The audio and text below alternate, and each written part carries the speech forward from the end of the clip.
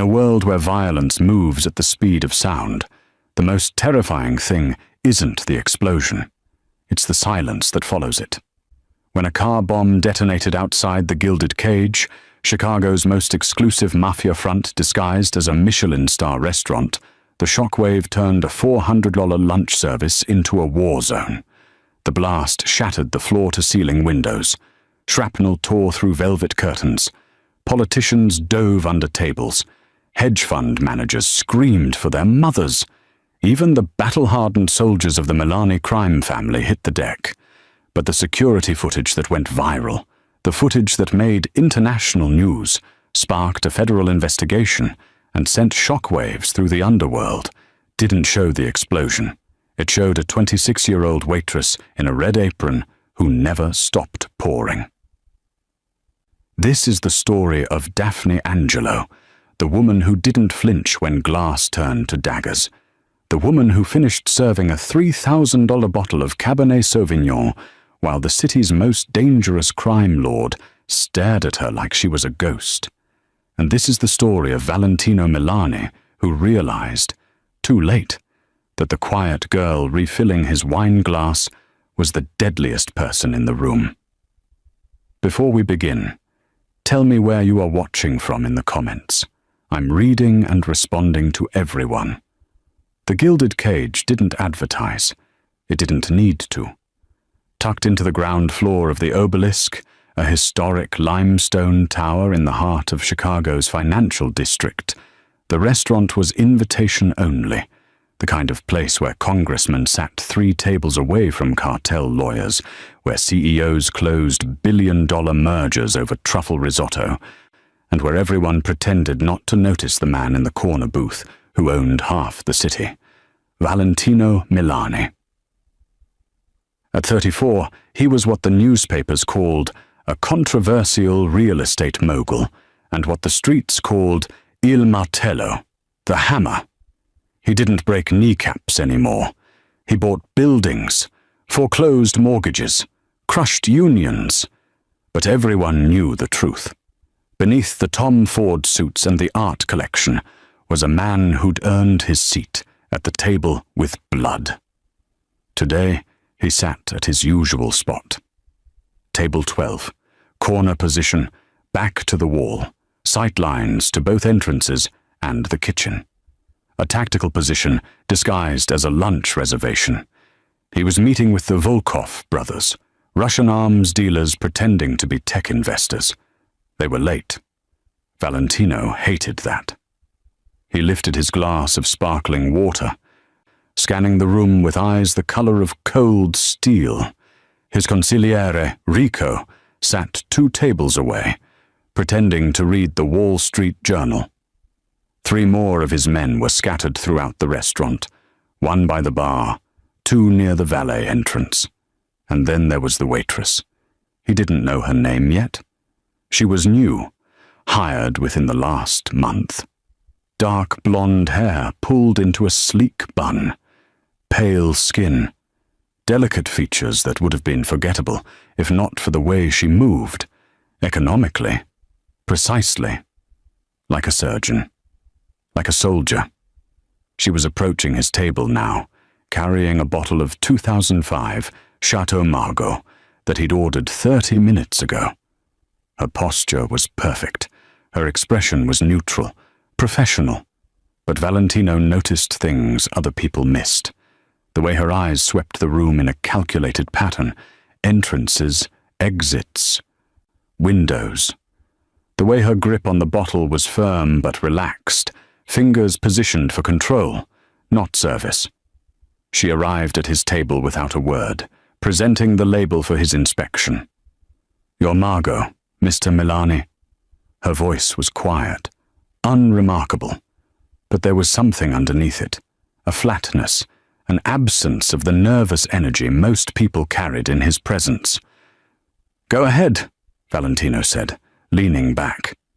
She broke the seal, removed the cork with a soft pop, poured a taste into his glass with the exact tilt, the exact pour speed that sommeliers trained years to perfect. He didn't taste it. He watched her. That's when the world exploded.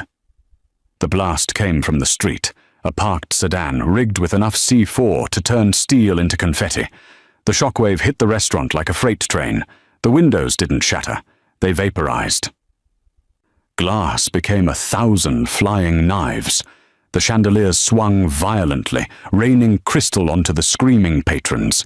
A congressman's wife was thrown from her chair.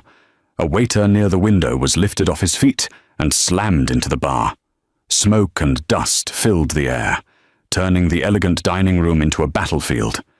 Valentino's instincts kicked in immediately.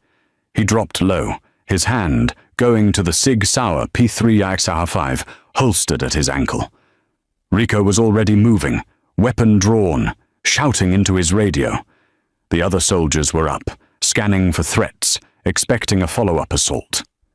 But in the chaos, in the screaming, the smoke, the ringing silence that follows violence, Valentino saw something that made his blood run cold. The waitress hadn't moved. She was still standing exactly where she'd been. The wine bottle was still in her hand, tilted at the same precise angle.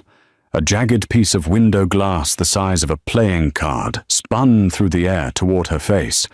She adjusted, barely. A micro-movement of her head. 2 inches to the left. The glass missed her cheekbone by a millimeter and embedded itself in the wall behind her. She didn't blink.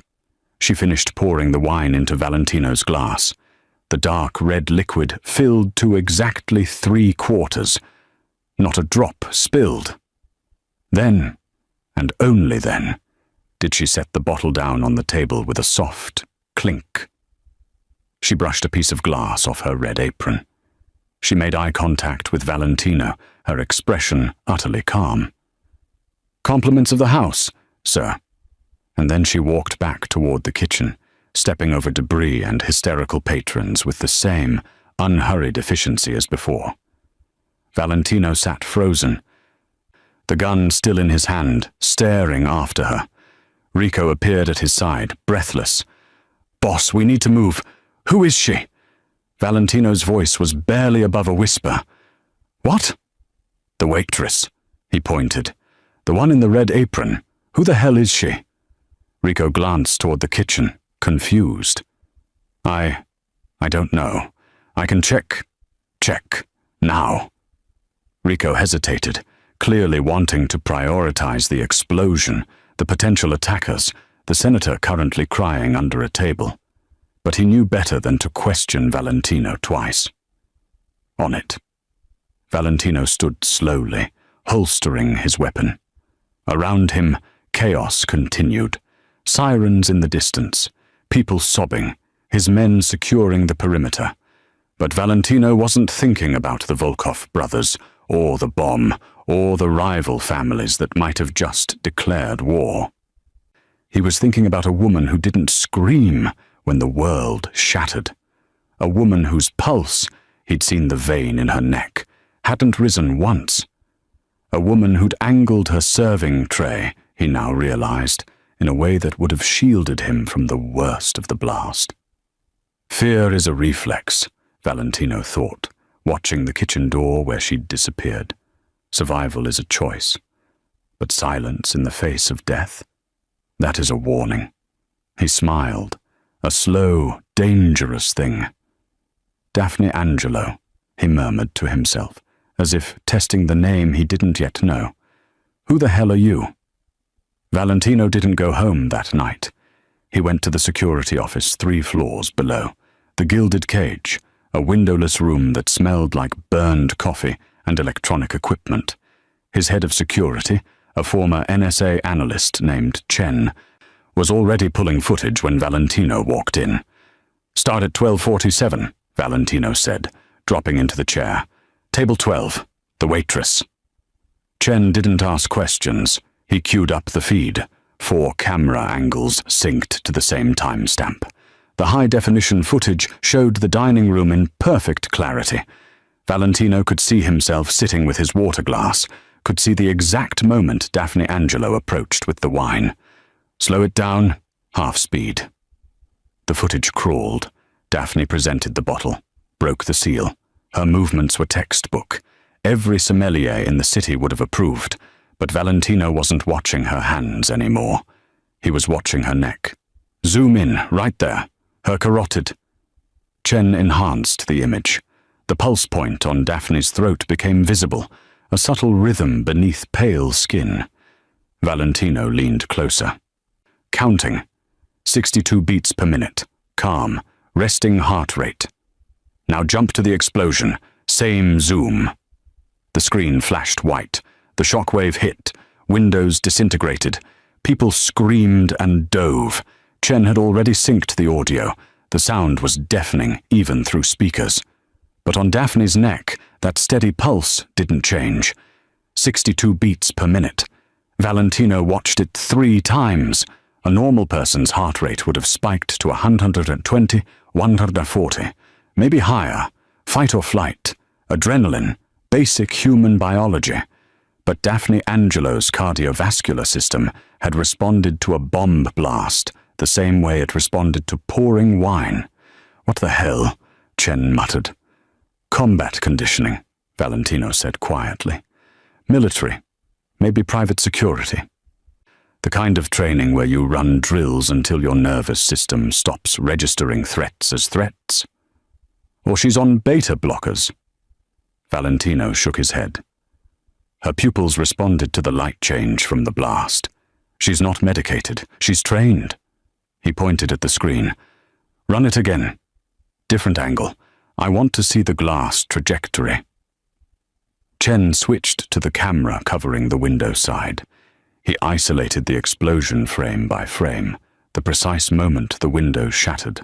Thousands of fragments, each one a potential projectile. Chen overlaid trajectory lines using software that calculated velocity and angle. 3 large shards were headed directly for table 12. 2 would have missed Valentino entirely, embedding in the wall behind him. But the third, a jagged piece, roughly the size of a cell phone, was on course to hit him center mass, throat or upper chest, potentially fatal if it severed the carotid or subclavian artery. Pause it there, Valentino said. Now advance, frame by frame. The footage crept forward.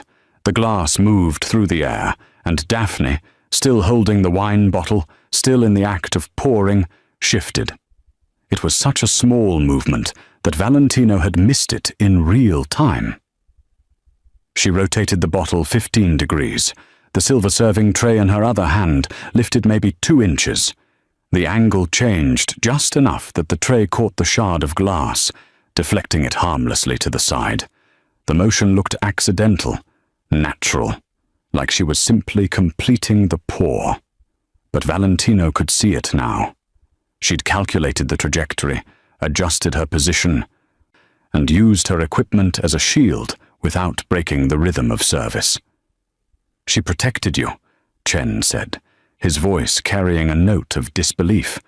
She saw the glass coming and put herself between. No.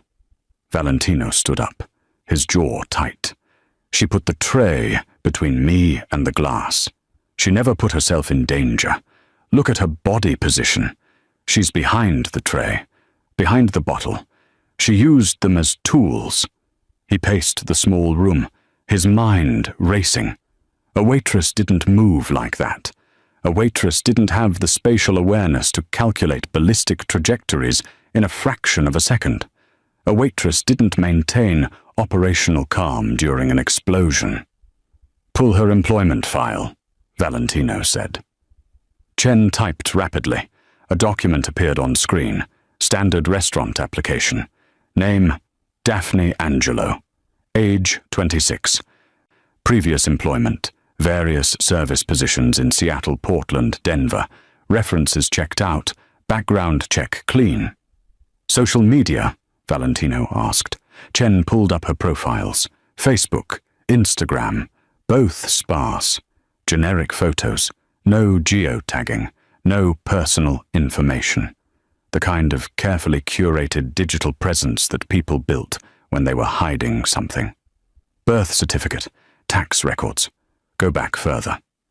Chen worked in silence for 3 minutes, then 4, then 5. "Boss," he finally said, "there's nothing. She exists on paper, starting 3 years ago. Before that, it's like she didn't exist." Valentino stared at the frozen image on the screen.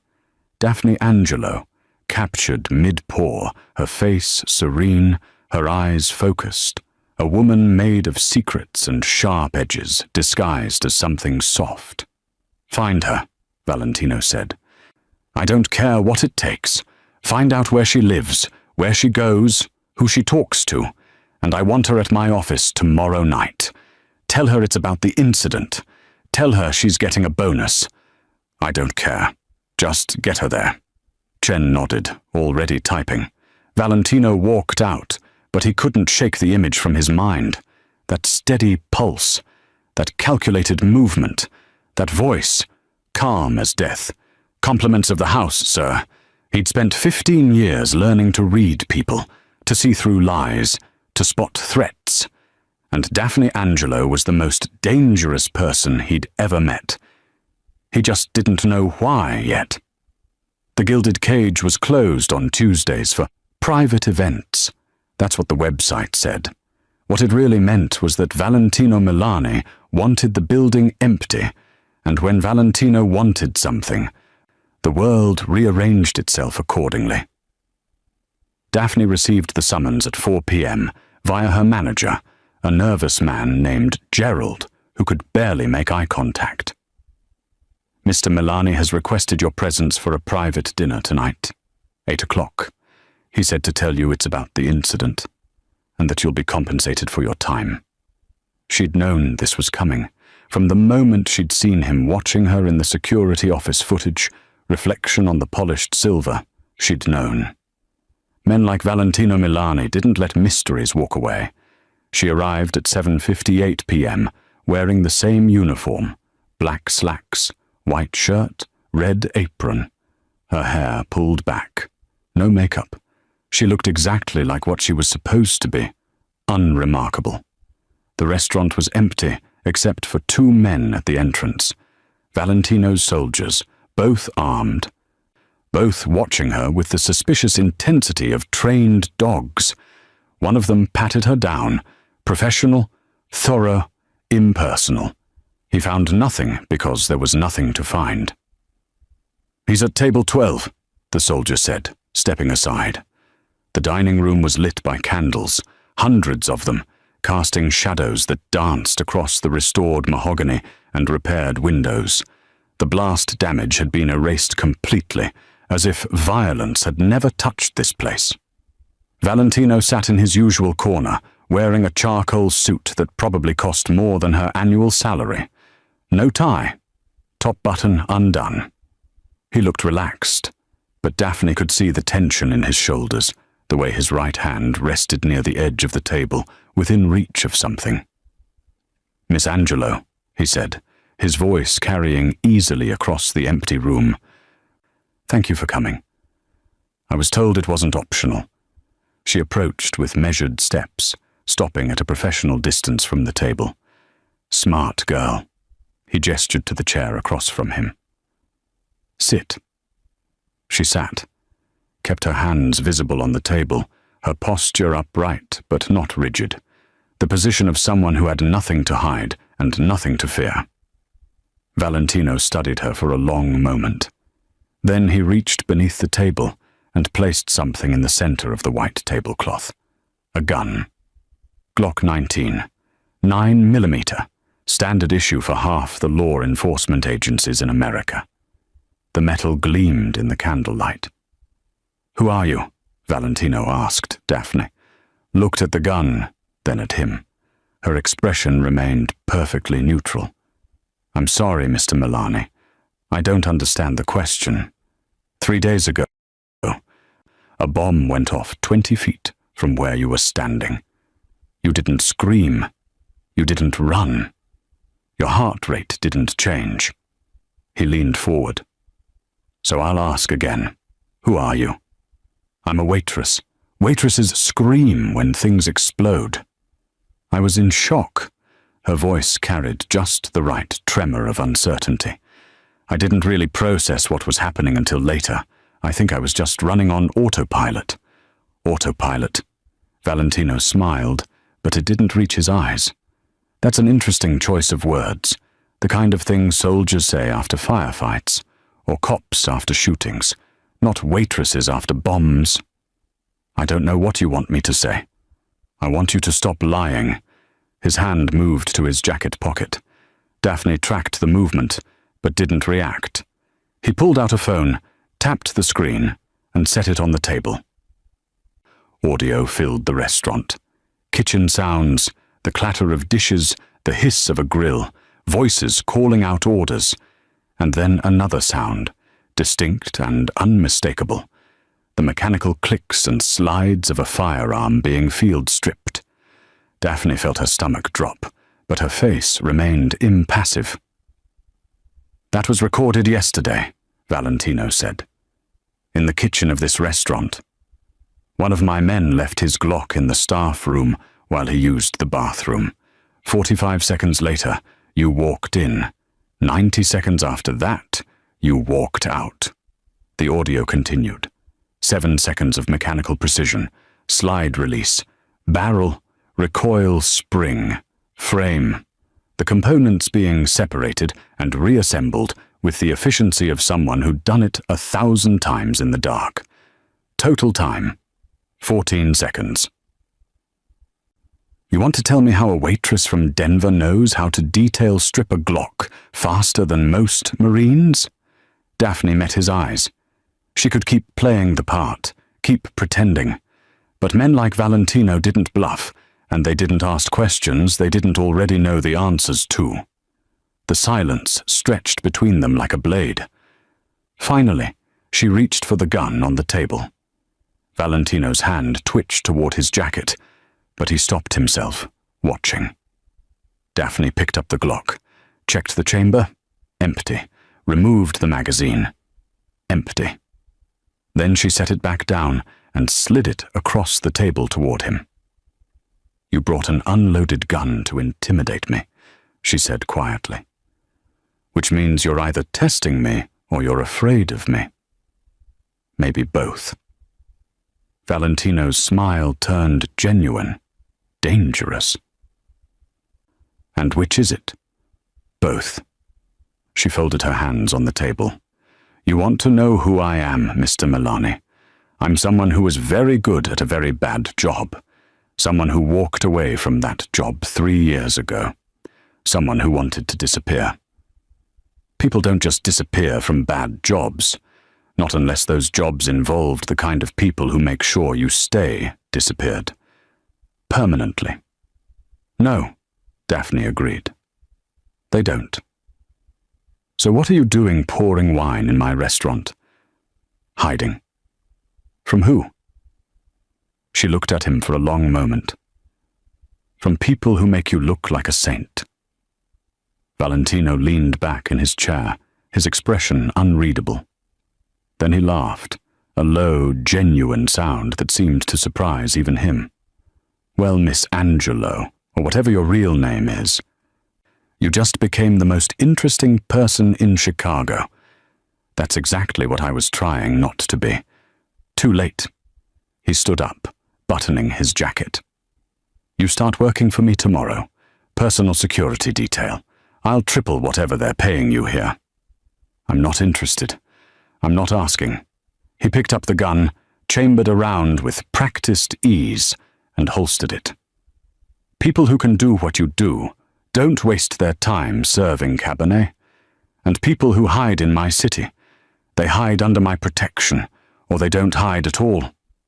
He walked past her toward the exit, then paused. 8 a.m. My office. Don't be late." Daphne sat alone in the candlelit restaurant, surrounded by ghosts and choices. She'd spent 3 years building a wall between who she was and who she'd been. Valentino Milani had just torn it down in under 10 minutes. The architect received the notification at 3:47 a.m. Berlin time. A single line of text on an encrypted server. Viper located. Chicago, facial recognition, Match 94.1%. He stared at the attached photograph, grainy security footage from a Chicago PD database, uploaded during the restaurant bombing investigation. A woman in a red apron, her face partially obscured by smoke and debris. But the facial recognition algorithm didn't need a perfect image.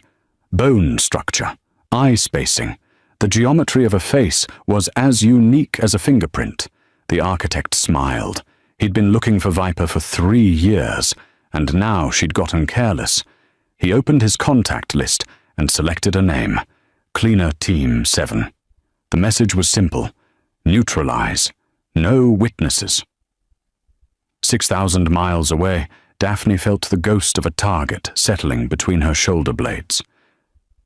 She'd felt it before, the invisible weight of being hunted.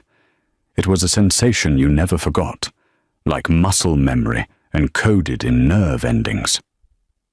She stood in Valentino's penthouse office, watching him review contracts with the casual efficiency of a man who treated murder and mergers with equal professionalism. It was 9 a.m. She'd been here for an hour, mostly listening to him make phone calls in Italian, while his consigliere Rico glared at her from across the room. "We have a meeting tonight," Valentino said without looking up. "South Docks, Warehouse 7. The Kuznetsov brothers are bringing in a shipment I need to inspect personally." "That's not security work," Daphne said.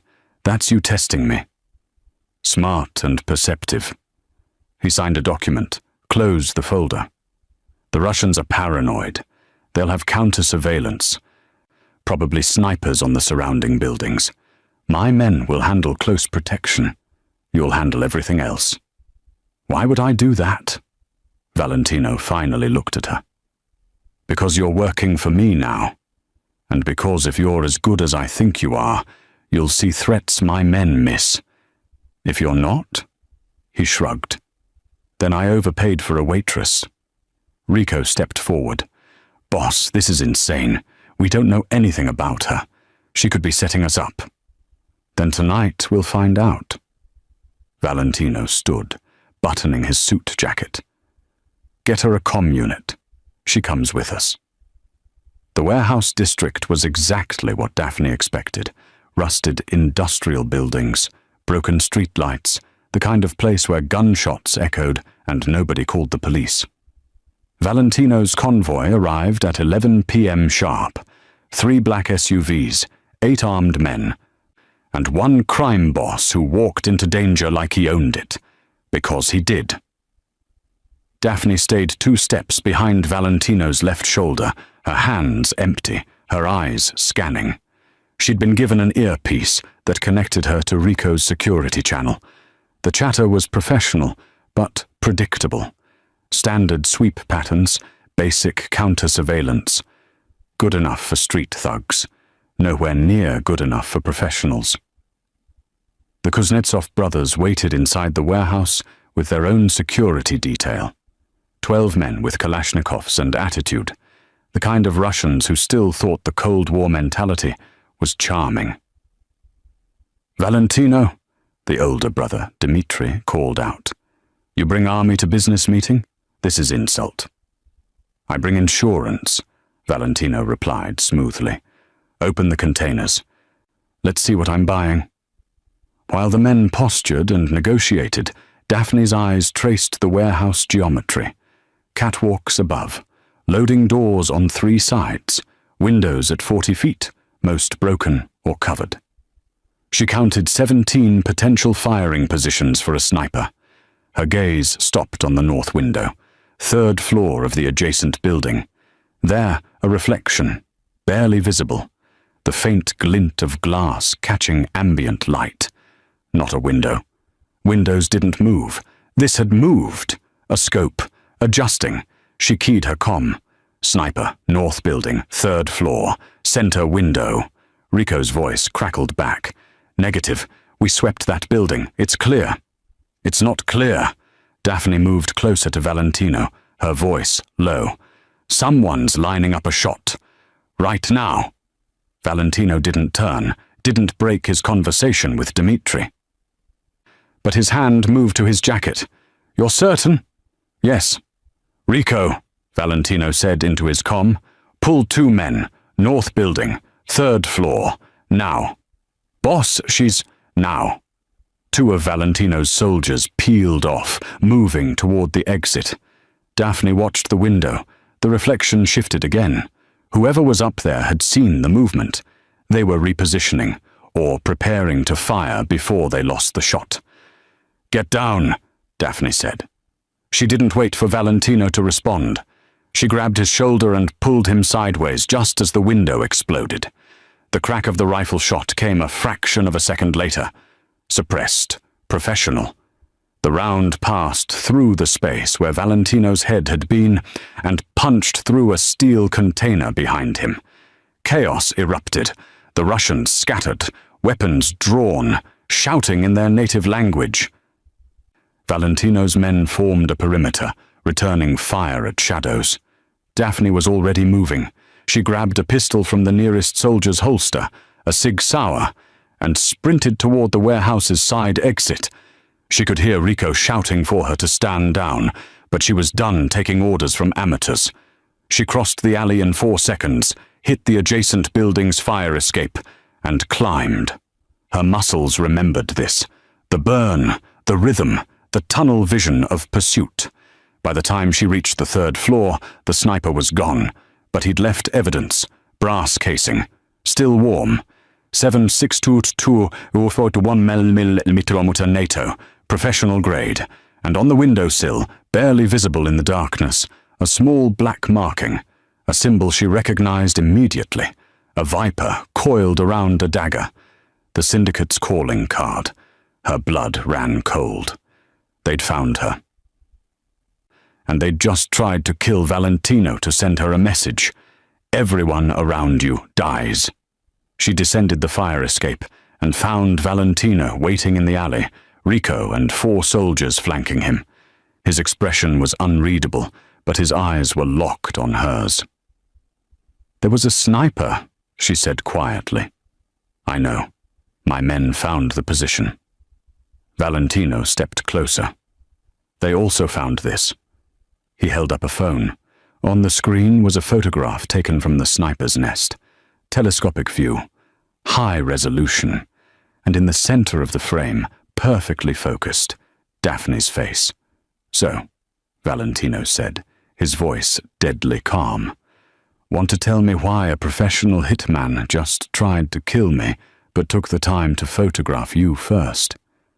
Daphne looked at the image, at her own face, captured through crosshairs. The wall she'd built between her past and present hadn't just cracked. It had shattered completely. "Because," she said, "I'm not hiding anymore. They found me, and now everyone near me is a target." Valentino smiled. Not with warmth, with recognition. "Good," he said. "I was getting bored anyway." The second attempt came 3 days later, during dinner at Valentino's penthouse, 16 floors above Chicago, floor-to-ceiling windows overlooking the city, the kind of view that made you forget there were people below who wanted you dead. Valentino had insisted on the meeting. "If someone's trying to kill me because of you," he'd said, "then you're going to sit across from me and explain exactly who we're dealing with." Now they sat at opposite ends of a marble table, untouched plates of osso buco between them. Rico and 2 guards stood by the elevator. The atmosphere was tense, but contained, like a storm system waiting for the right pressure drop. "The syndicate," Daphne said, her voice flat. "International. No headquarters. No official leadership. They broker contracts for the kind of work governments deny exists. Assassinations, extractions, political destabilization. I worked for them for 6 years. Worked, Valentino repeated. Past tense. I completed a contract in Vienna. High-value target, heavy security. It went perfectly. Too perfectly. She paused, her jaw tight. I realized they'd given me a no-exit job, the kind where you finish the contract and then become a loose end.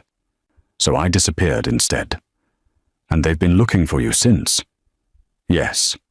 Valentino lifted his wine glass, a 2009 Barolo that cost more than most people's monthly rent. So why surface now? Why take a job in my restaurant where surveillance is constant? Because hiding isn't living. And because I thought 3 years was long enough that they'd... The wine glass exploded. Not shattered. Exploded. The bullet passed through it and continued toward Valentino's chest in the same microsecond that Daphne registered the suppressed crack from the building across the street. She moved. Time didn't slow down. That was a myth, something civilians believed. But training compressed perception, turned chaos into sequence. Her hand shot across the table, grabbed the steak knife from Valentino's plate, and in one continuous motion, she threw it. Not at the window, at Valentino. The knife tumbled through the air, handle over blade, and struck him square in the chest with the blunt end. The impact knocked him backward out of his chair, just as the second bullet passed through the space his head had occupied and embedded itself in the wall behind him. Rico was shouting. The guards were drawing weapons.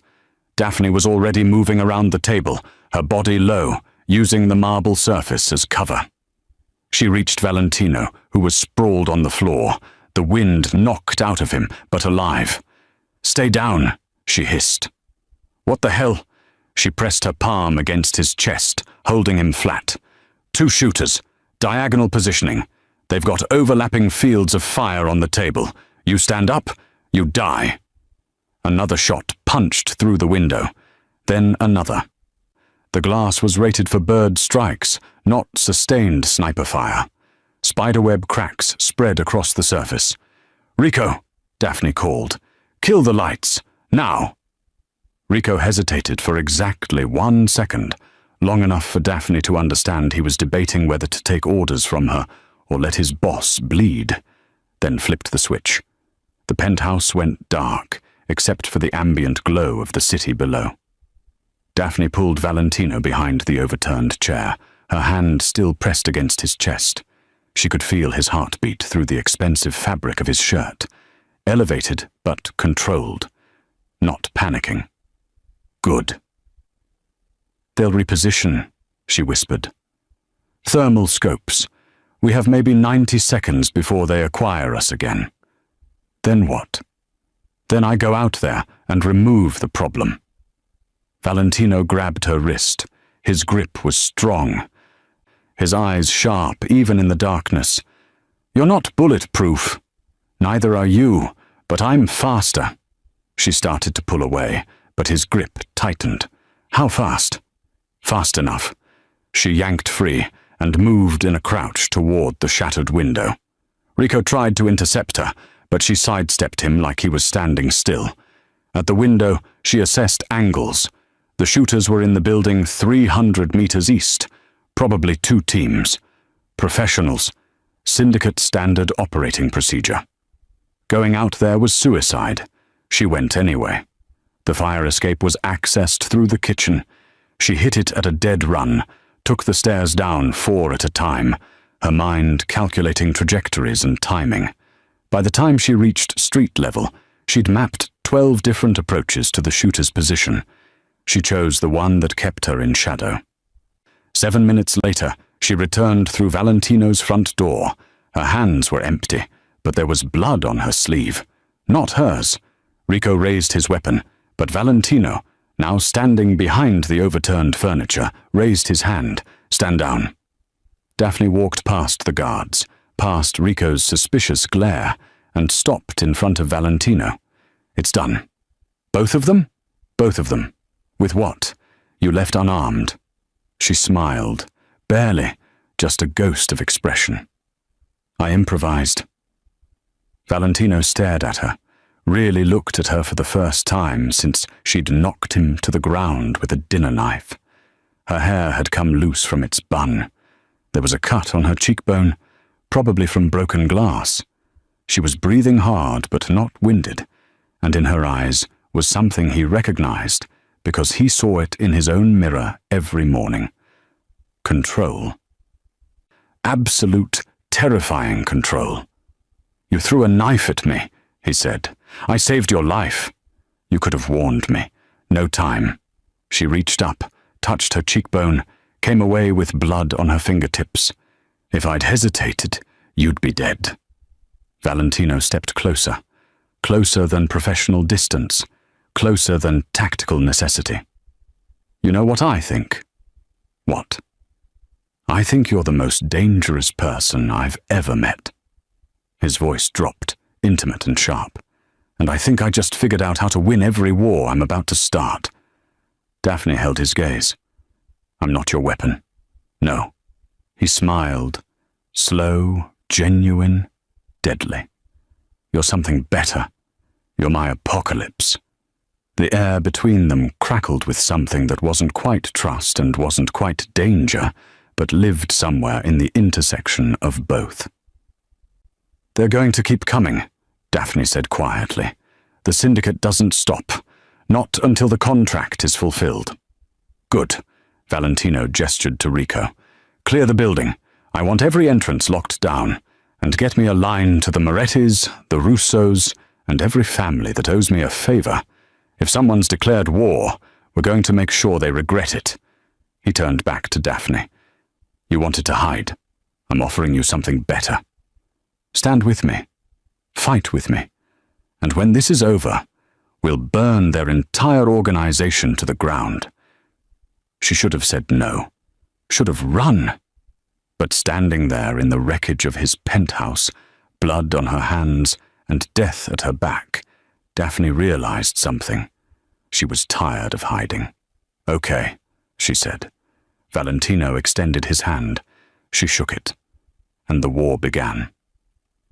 The Marconi Foundation Charity Gala was Chicago's annual performance of legitimacy, where the city's criminal elite dressed in tuxedos and evening gowns and pretended their donations to children's hospitals erased the blood on their hands.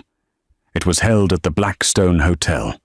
Marble columns, crystal chandeliers, a string quartet playing Vivaldi, while men who'd ordered murders that morning discussed stock portfolios over champagne. Valentino attended every year. It was expected. This year, he brought a date.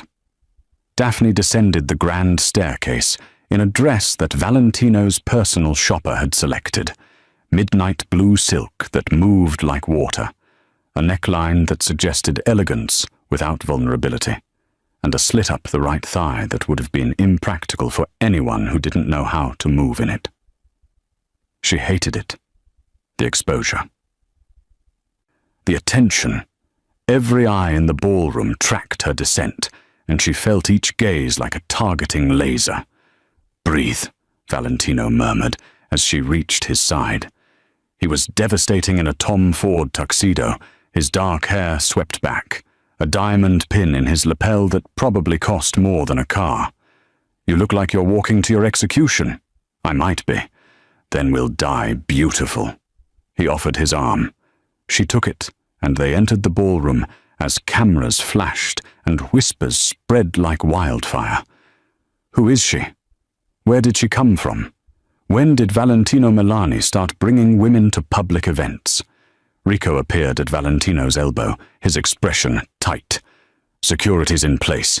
8 men inside, 4 on the perimeter. But boss, this is a bad idea. Too many civilians, too much exposure." "Relax," Valentino said, accepting a glass of champagne from a passing waiter. "If they wanted to hit us in a crowd, they would have done it already. The syndicate prefers surgical strikes, not spectacles." Daphne said nothing. She'd learned long ago that the syndicate preferred whatever method achieved the objective, and sometimes the objective was sending a message. They made it through 90 minutes of polite conversation, strategic handshakes, and passive-aggressive exchanges with rival families. Valentino played his role perfectly, the charming mogul, the generous philanthropist, the man who definitely didn't order executions between business meetings. Daphne played hers too, the mysterious companion, The quiet presence, the woman who smiled at the right moments and said very little, but her eyes never stopped moving. Exit routes, security positions. Anyone who lingered too long, watched too carefully, or carried themselves with the particular tension of someone concealing a weapon. At 10:47 p.m., she saw him. Black tuxedo, perfect posture.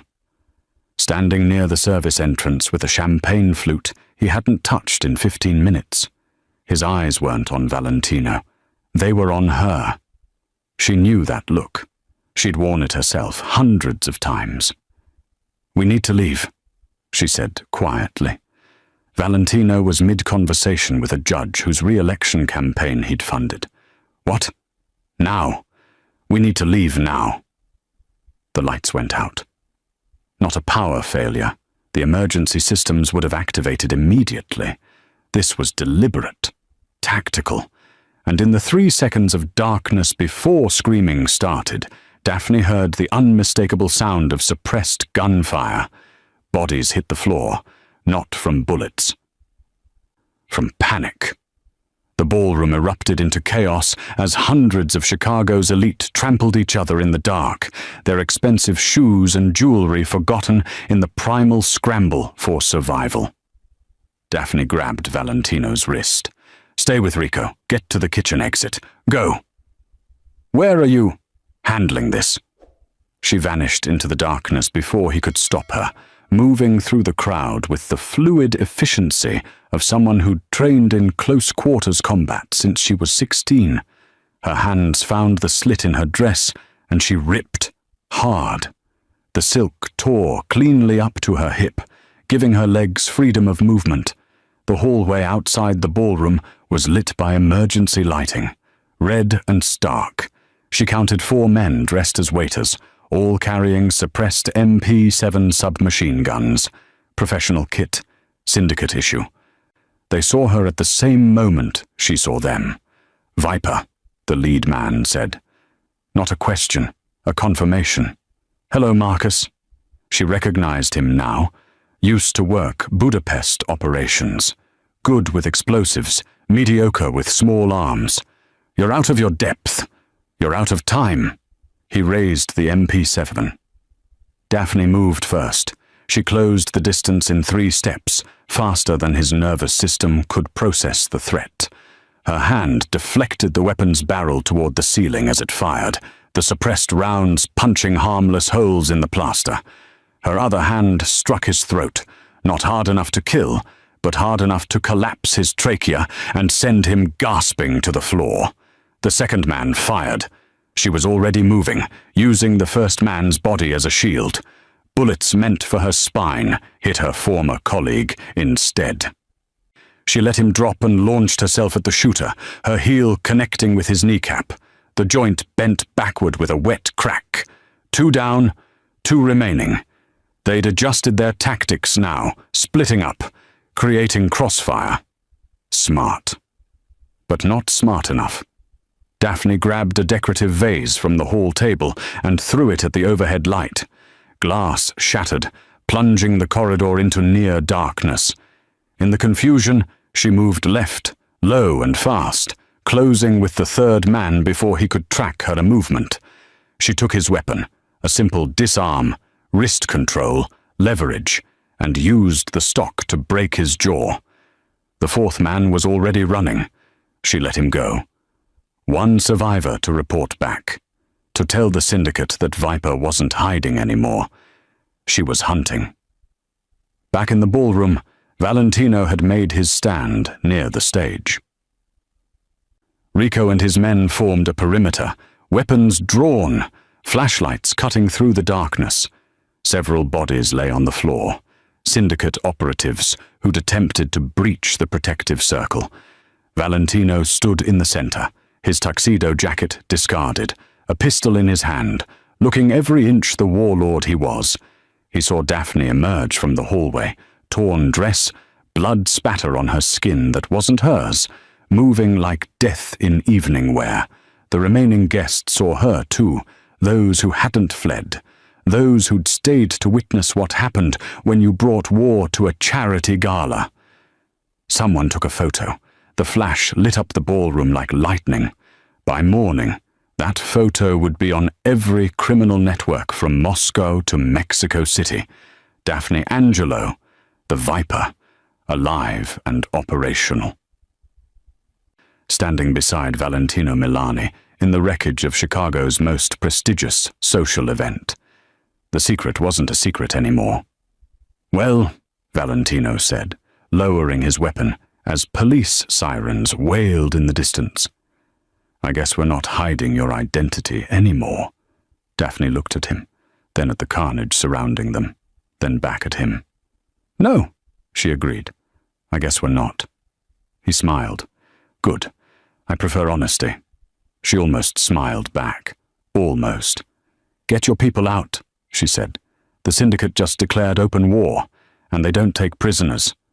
"Neither," Valentino said, holstering his weapon and offering her his arm again, as if they were still at a party. "Do I?" They walked out together through the main entrance, past the shocked valets and arriving police, into the Chicago night.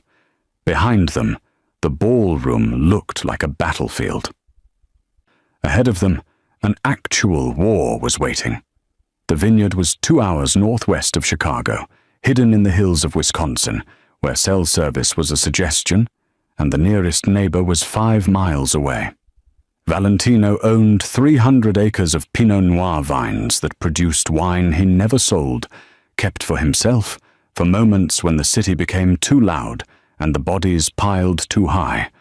They arrived at dawn.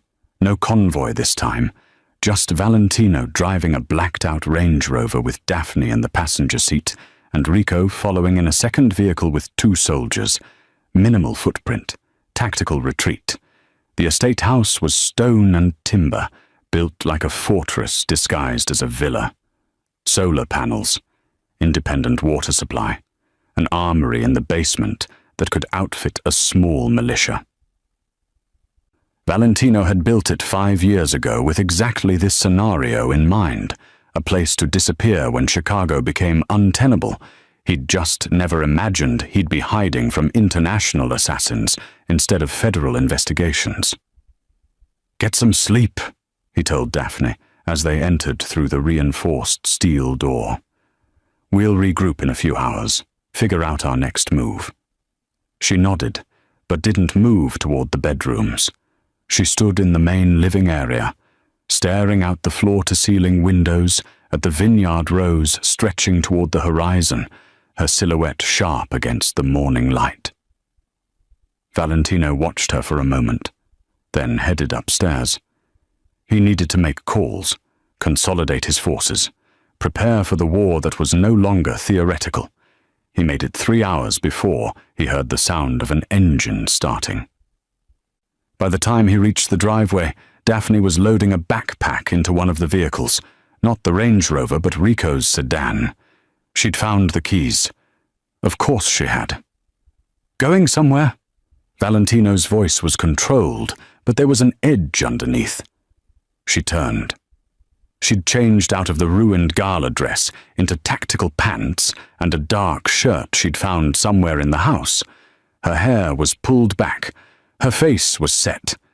She looked like what she was, a weapon preparing for deployment. "I'm leaving." "The hell you are." "They're not coming for you, Valentino. They're coming for me. Every minute I stay, I put you and your people at risk. The smart play is for me to disappear. Lead them away." "The smart play," Valentino said, walking closer, "is for you to stop pretending you're protecting me and admit you're running."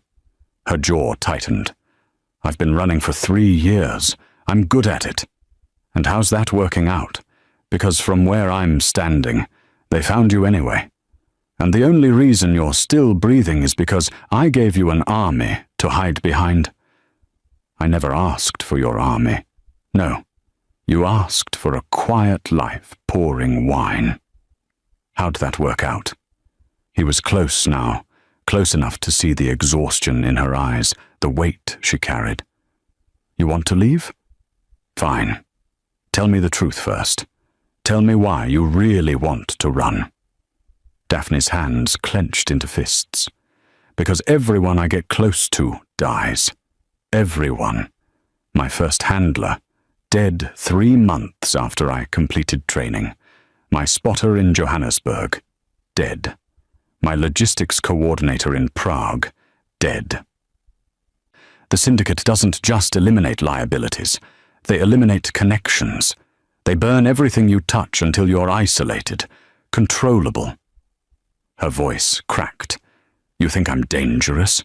You have no idea what follows me. Show me. What? Your scars, the ones you're hiding. Show me. For a long moment, she didn't move. Then, slowly, she pulled off her shirt.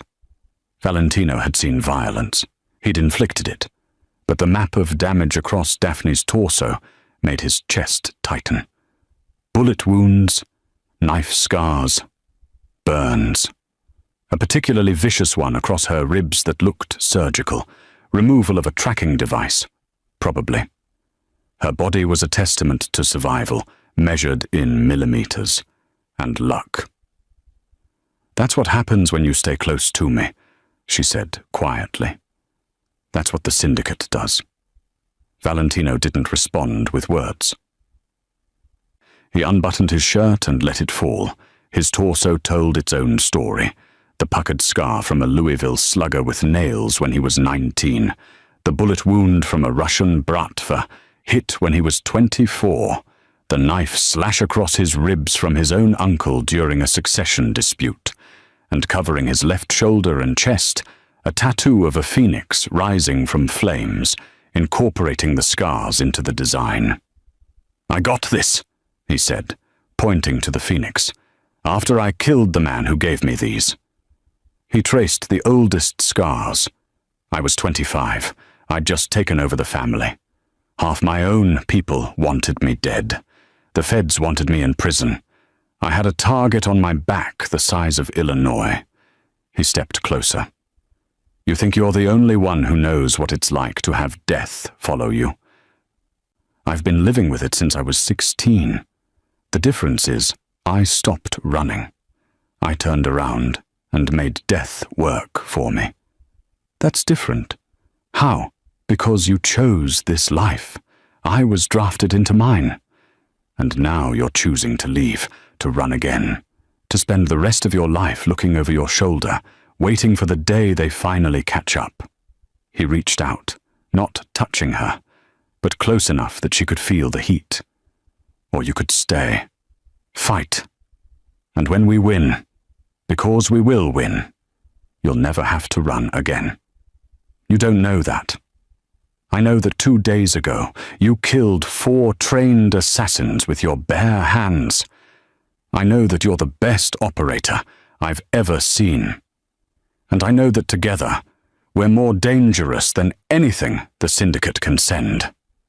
His voice dropped. Demons don't run alone, Daphne. They run together, and they burn everything in their path.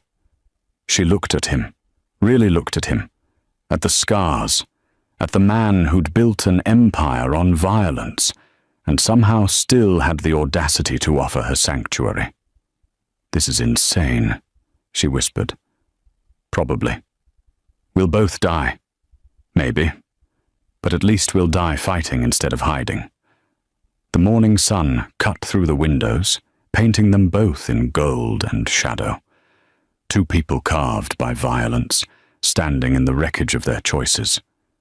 Daphne reached up and touched the phoenix tattoo on his shoulder. Her fingers traced the flames. Demons run together, she repeated. Demons run together. She dropped her hand, picked up her backpack, and instead of walking to the car, she walked back toward the house. Valentino followed. Behind them, the vineyard stretched silent and still. But underneath that silence, something new was growing. Not peace, war. The architect made his move 72 hours after the Gala massacre. He didn't use bombs or bullets. He used something far more devastating in the modern world: financial warfare. At 9 a.m. Eastern, every bank account tied to Valentino Milani froze simultaneously. Offshore holdings in the Caymans, shell corporations in Delaware, real estate trusts in Miami. 13 years of carefully laundered wealth, gone, not seized, frozen, inaccessible. By 10 a.m., the bounty went live on the dark web. $5 million for Valentino Milani, $10 million for the woman known as Viper. Dead or alive. Payment guaranteed by the syndicate's escrow system, which had never failed to pay out in 20 years of operation. By noon, every mercenary, bounty hunter, desperate criminal, and ambitious street thug with a gun and a dream was looking at satellite images of a vineyard in Wisconsin. Valentino got the news via an encrypted call from his accountant, a man who sounded like he was about to have a heart attack. They didn't just freeze your accounts, they've locked down your entire financial network. I don't know how they got this kind of access, but... How long until I can move money? Valentino interrupted. Days. Maybe weeks. Maybe never if they've backdoored the entire system. Valentino hung up, walked to the living room where Daphne was cleaning a disassembled rifle, one of 30 weapons they'd pulled from the basement armory. She looked up, read his expression. How bad? We're broke, and there's a bounty, 15 million combined. She didn't flinch. Just went back to reassembling the rifle with mechanical precision. How long until they come? They're probably already on their way. Good. She chambered around. I was getting bored. Rico burst through the door 20 minutes later, his face pale. Boss, we've got movement. Drone spotted 3 vehicles approaching from the east, 2 more from the south. They're staging at the property line. Valentino and Daphne moved to the window. In the distance, visible through the vineyard rows, vehicles were parking along the access roads. Men with rifles were climbing out, checking equipment, coordinating over radios. Not professionals, Daphne observed. Look at their positioning. No tactical discipline. They're bunched up, silhouetting themselves against the tree line. Professionals don't come for bounties, Valentino said. They negotiate contracts. These are opportunists, criminals, the kind of people who think $15 million is worth dying for. It's not? No. But they don't know that yet. Over the next 6 hours, they turned the vineyard into a graveyard. Daphne designed the kill zones with the cold efficiency of someone who'd done this before. The vineyard itself was perfect terrain, rows of trellised vines that created natural corridors, forcing attackers into predictable lanes. She marked firing positions on a hand-drawn map, calculated crossfire angles, and set up improvised explosive devices using fertilizer from the groundskeeper's shed and blasting caps from Valentino's armory. The first wave will be amateurs, she explained to Rico and the 2 soldiers. They'll come fast, thinking numbers are an advantage. Let them get close. Wait for my signal, then cut them down in the channels between rows 4 and 7. And the second wave? Rico asked. The second wave will be smarter. They'll see the bodies and adjust. That's when we switch to mobile defense. Hit and run. Never stay in one position longer than 30 seconds. Valentino watched her work, watched her transform from a woman trying to escape her past into a tactician orchestrating death with the precision of a chess master. This was who she really was. Not the waitress. Not the woman trying to disappear. This. The Viper. The first assault came at dusk. 17 men spread across the eastern approach, moving through the vineyard with the overconfidence of people who'd never faced real resistance. They made it 40 meters before Daphne detonated the first IED. The explosion was deafening. Fire and shrapnel tore through the vine rows, shredding bodies and turning the peaceful agricultural landscape into an abattoir. The survivors scattered, running directly into the firing lanes Daphne had predicted. Valentino fired from the second-floor window, controlled bursts, 3 round groupings, the muscle memory from his youth when he'd earned his bones doing collections in the south side. Rico and the soldiers fired from flanking positions. In 90 seconds it was over. 17 came, 3 left. "Next wave in 20 minutes, Daphne said, reloading. "They'll come from multiple angles this time. Be ready to move." She was right. The second assault was better coordinated. 23 attackers, approaching from 3 sides simultaneously, using smoke grenades and suppressing fire. Professional tactics executed by semi-professional criminals. Daphne moved through the chaos like a ghost. She'd abandoned the house, taking the fight into the vineyard itself. Valentino watched from his position as she eliminated targets with ruthless efficiency. A sniper shot from behind a stone wall, a close-quarters kill between vine rows, an ambush from a drainage ditch that left 3 men dead before they knew she was there. She wasn't fighting defensively. She was hunting. The third wave arrived after midnight. Smaller. Smarter. Only 8 men, all carrying military-grade equipment. These were the professionals, the ones who'd waited for the amateurs to die first. They made it to the house perimeter before Daphne appeared behind their rear guard, like a nightmare made flesh. By the time Valentino reached her position, 5 were dead, and the remaining 3 were running for their vehicles. Dawn broke over a vineyard painted red. Bodies lay scattered among the vines like grotesque scarecrows. Abandoned weapons, spent brass casings glinting in the early light. Daphne stood in the center of it all, covered in blood and dirt, her rifle slung across her back. She looked like a battlefield angel, beautiful and terrible. Valentino walked to her, stepping over corpses. How many? 48 confirmed, maybe more in the outer perimeter. And us? Rico took shrapnel, minor. Everyone else is operational. He looked at the carnage, at the vineyard he'd built as a sanctuary, now transformed into a killing field. They'll keep coming. I know. She met his eyes.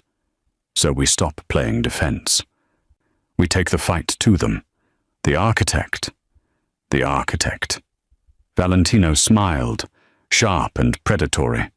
You know where to find him? I know where to start looking. She chambered a fresh round. And I know he won't be expecting us to come for him. He thinks we're pinned down, defensive, waiting to die. Instead, we're going hunting. She started walking toward the house.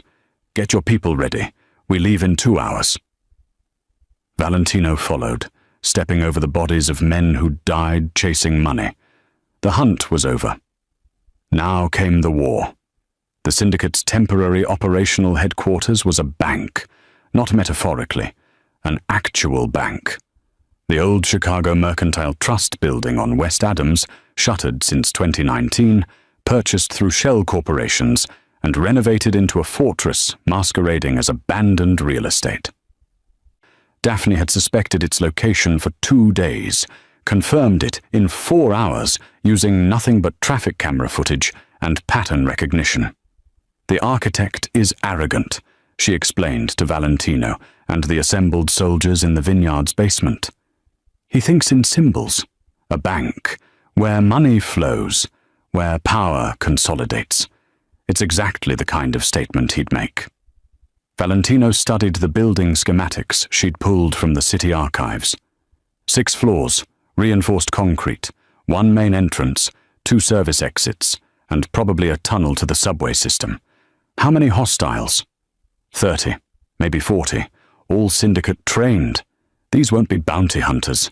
These will be Tier 1 operators. Rico shook his head. Boss, this is suicide. We've got 8 men. They've got 40 in a fortified position. Which is why we're not walking through the front door. Daphne spread a series of photographs across the table, surveillance images she'd taken that morning from a rooftop 2 blocks away. The architect rotates his security shifts every 6 hours. Changeover happens at 600 or 1200, 1800, and midnight. During changeover, there's a 90-second window when both shifts overlap at the loading dock. Confusion, communication gaps, that's our entry point. She looked at Valentino's soldiers, hard men with criminal records and combat experience, but none of them had trained for this kind of operation. You're going to learn tactical breach methods. You have 6 hours. By midnight, you'll either know how to move as a unit, or we'll all die trying. They trained in the vineyard's barn.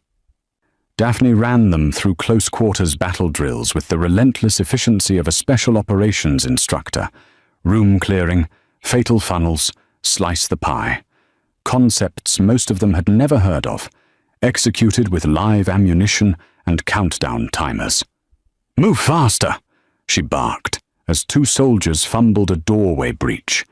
Hesitation kills. You enter a room in pairs. First man takes left, second takes right. 3-second rule: if you're in a room longer than 3 seconds without eliminating threats, you're dead. Again. Valentino watched from the doorway, occasionally stepping in to reinforce her commands with his own authority. By hour 4, the soldiers were moving like a functional unit. By hour 6, they were dangerous. At 11:47 p.m., they loaded into 2 unmarked vans: Valentino, Daphne, Rico, and 7 soldiers. 10 people preparing to assault a fortified position, defended by 4 times their number. The odds were terrible. Daphne smiled as she checked her rifle. "I've had worse." They parked 3 blocks away and moved on foot through the Chicago night. The financial district was empty at midnight, just shadows and streetlights, and the distant sound of traffic. The bank loomed ahead, dark, except for minimal security lighting. At 11:58, they reached the loading dock. Daphne hand-signaled positions. The soldiers spread out, taking cover behind dumpsters and concrete pillars. Valentino crouched beside her, his Sig Sauer drawn, his breathing controlled. At precisely 12 Ursulwas, the loading dock door opened. The night shift exited, 6 men in tactical gear, laughing about something, carrying coffee. The day shift entered from inside. 6 more men, tired, ready to go home. 12 men in one location. 90 seconds of overlap. Daphne raised her fist, then dropped it. The soldiers moved as one. Suppressed weapons coughed 12 times in 4 seconds. Bodies dropped without screams, without alarms, without anyone inside knowing the perimeter had just been breached. "Go," Daphne whispered. They entered through the loading dock, stepping over corpses, moving in the tactical formation. She drilled into them. The interior was exactly as the schematics showed, a central corridor leading to the main vault area, now converted into an operations center. They encountered the first resistance at the stairwell. 3 guards, caught mid-conversation. Daphne eliminated 2 with her sidearm before they could react. The third managed to key his radio before Valentino put 2 rounds through his chest. "Contact!" a voice crackled through the building's intercom system. "Ground floor, breaching team." The element of surprise was gone. "Switch to assault speed," Daphne ordered. "We go loud." They hit the 2nd floor in formation. The syndicate operatives were scrambling to respond, grabbing weapons, establishing defensive positions. But they'd been caught unprepared, comfortable in their fortress, and comfort was a luxury that got people killed. The firefight was brutal and fast. Valentino's soldiers moved through the corridors with the precision Daphne had beaten into them, clearing rooms, eliminating targets. Rico took a bullet to the shoulder but kept moving. One of the younger soldiers went down with a leg wound but crawled to cover and kept firing. Daphne moved like death itself, flowing from position to position. Each shot deliberate, each movement calculated. She wasn't fighting. She was executing a tactical problem, and the solution was written in bodies. They reached the 4th floor at 12:19. 21 minutes since breach. Half the syndicate force was eliminated. The survivors had fallen back to the old executive suite, the architect's command center. Valentino and Daphne stacked outside the reinforced door. Inside, they could hear movement, shouted orders, the mechanical sound of weapons being readied. "Breaching charges," Daphne said. Rico handed her the explosive package. She placed it on the hinges, set the timer for 5 seconds, and signaled everyone back. The explosion blew the door off its frame. Smoke and dust filled the corridor. Daphne went in first. The executive suite was chaos. Overturned desks, scattered papers. The glow of computer screens showing surveillance feeds. 8 syndicate operatives, all armed, all firing. Daphne moved through them like a scalpel, precise and unstoppable. Valentino followed, his weapon barking in controlled bursts, covering her angles. In 30 seconds it was over. 8 bodies. Silence. And in the corner, behind an overturned desk, a laptop still displaying an active video feed. The architect's face filled the screen. Older than Daphne remembered. Grey hair, wire-rimmed glasses. He looked like a university professor, not a man who brokered assassinations for governments. "Viper," he said, his voice calm. "Impressive. But you're standing in an empty command post. Did you really think I'd be here personally?" Daphne walked to the laptop, blood on her hands, death in her eyes. "Where are you? Somewhere you'll never find me. But don't worry. We'll find you. We always do."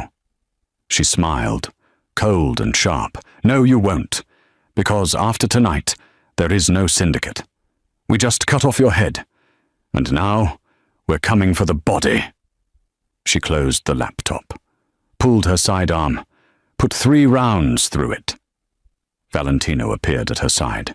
"He's running. Let him run." She surveyed the carnage, the destroyed command center, the shattered infrastructure of an organization that had operated in shadows for decades. He just lost his army, his assets, and his mystique. He's not dangerous anymore. He's just an old man with a bounty on his head and nowhere to hide. So what now? Daphne looked at him. Now we go home, rebuild, and wait for him to make his move.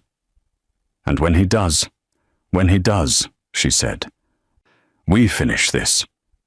They walked out of the bank as sirens wailed in the distance, leaving behind the ruins of an empire built on murder. The counterstrike was complete. Now came the reckoning. The architect made his final mistake 3 weeks after the bank raid. He tried to hire local muscle to finish what the syndicate couldn't. Valentino's network picked up the chatter within hours. A man matching the architect's description, meeting with the Sinaloa cartel's Chicago representatives at a warehouse in Pilsen, offering intelligence on Milani operations in exchange for protection. Daphne listened to the intercepted phone call with the detached interest of a surgeon reviewing an X-ray. He's desperate, making alliances with people who will sell him out the moment it's convenient. How long until we move? Valentino asked. Tonight. Before the cartel realizes he's worthless and kills him themselves. They found him at a motel off I-94, the kind of place that rented rooms by the hour and didn't ask for identification. 3rd floor, corner room, 1 exit. The architect had traded his tailored suits for jeans and a fleece jacket, had shaved his distinctive beard, looked 20 years older without the veneer of power. He was alone. No security, no contingency. Just a man who'd spent 30 years orchestrating death from behind computer screens, now reduced to hiding in a $60 a night room with peeling wallpaper and the smell of cigarette smoke embedded in every surface. Daphne kicked in the door at 2 a.m. The architect was awake, sitting on the bed with a laptop and a pistol. He raised the weapon, but Daphne had already crossed the distance. She deflected the barrel, stripped the gun from his hand, and put him on the floor in 3 efficient movements. "Hello, Marcus," she said. using his real name for the first time in years. He looked up at her, blood trickling from where his head had hit the nightstand. "Viper, I trained you well. You trained me to kill. Valentino taught me to live. There's a difference." She pulled him to his feet and zip-tied his hands behind his back. He didn't resist. Men like the architect understood when the game was over. "You're going to follow the code," he said, as she pushed him into the room's single chair. "Quick, clean, professional. That's who you are. That's who I was." Daphne drew her sidearm. "But I'm not that person anymore." She shot him. Not in the head. Not in the heart. Both kneecaps. Precise shots that shattered bone and destroyed cartilage, that left him screaming and bleeding but very much alive. The architect's scream turned into ragged sobbing. You can't. The code. There is no code." Daphne holstered her weapon and walked to the door. Not anymore. She opened it. Valentino walked in, carrying a Louisville Slugger, ash wood, 34 inches, the same model that had given him the scar across his ribs 15 years ago. He'd told Daphne the story during one of their long nights at the vineyard, how his uncle had tried to beat him to death, how Valentino had taken the bat and beaten him back. Poetic justice, he'd called it. The architect looked at Valentino, then at Daphne, understanding finally dawning through the pain. "You're giving me to him." "I'm giving you what you gave everyone else," Daphne said. "Consequences." She stepped into the hallway and closed the door. The sound of the first impact was muffled but unmistakable. She didn't flinch, just leaned against the wall and waited. It took 7 minutes. When Valentino emerged, his shirt was spotted with blood, his knuckles raw, his expression neutral. He handed her the bat without a word. "It's done?" she asked. "It's done." They burned the motel room. Valentino had people who specialized in making crime scenes disappear. By dawn, there would be no evidence that Marcus Renfield, the architect, had ever existed in that room, or anywhere else. 6 weeks later, the Gilded Cage reopened. The restaurant had been renovated. New windows, reinforced this time. New furniture, new chandeliers to replace the ones shattered by the blast. The kitchen staff was the same. The menu was the same. But everything else had changed. Valentino sat at table 12, his usual corner position, wearing a charcoal suit and reading the Tribune's business section.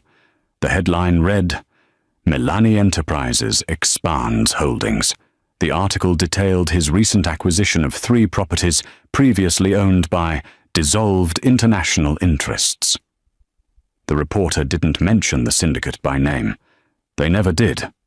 Across from him sat Daphne Angelo. Not in a server's uniform. In a black dress that cost more than she used to make in 6 months. Her hair styled. A diamond bracelet on her wrist that Valentino had given her the week before. She looked every inch the woman she'd become. Elegant, dangerous, untouchable, the queen to his king. A waiter approached. Young, nervous, new hire. "Mr. Milani." "Miss Angelo, can I get you started with something to drink?" Valentino looked at Daphne. She smiled. Genuine this time, not the careful performance she used to wear. "Bring us the 2005 Chateau Margaux," she said, "and make sure you don't spill it. Mr. Milani is particular about his wine." The waiter nodded and hurried away. Valentino raised an eyebrow. "Particular? I've seen you work. You're particular about everything."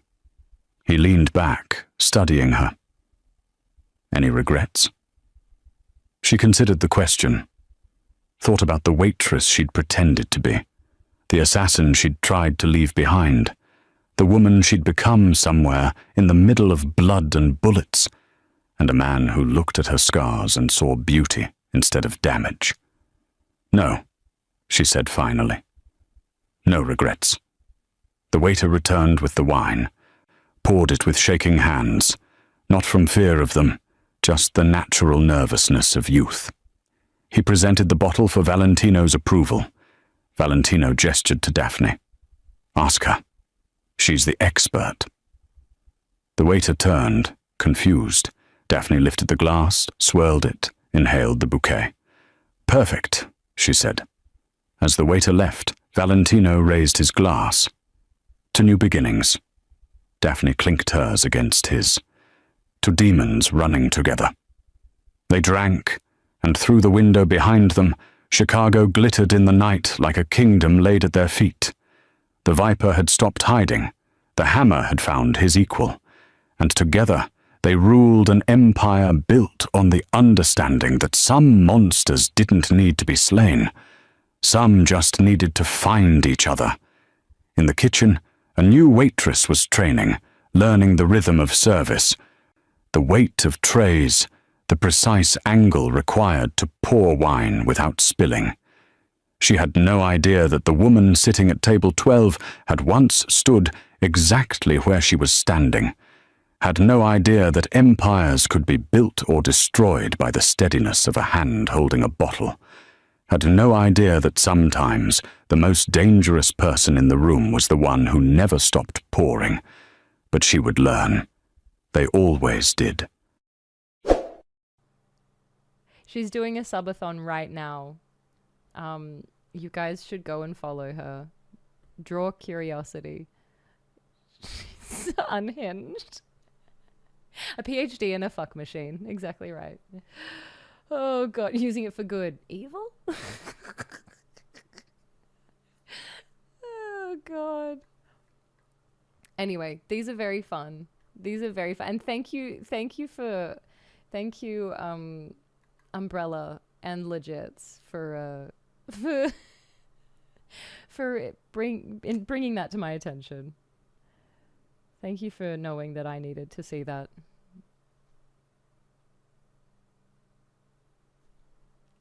Back. Welcome back.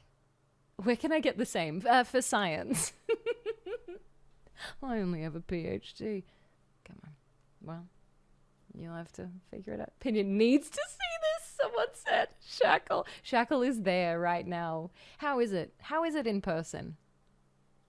Chat, she's married. Oh my god. In Portugal today is our Democracy Celebration Day. I'm here to support women's rights and women's wrongs. The PhD's the more expensive, yeah. We went on a thrift store IRL stream adventure to find these toys to make them Twitch TOS safe. Shackle, that's fucking amazing. I'm obsessed. I was not expecting Wordle today. Wait, what was Wordle today? I did the Wordle today. I don't remember what it was. Oh my god. Incredible. Incredible. I have thoughts and questions. None of them will be answered.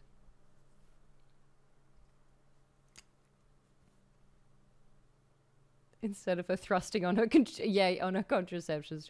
God. Oh god. Oh, Inez. A PhD. Right, come on. This is just a dinosaur toy.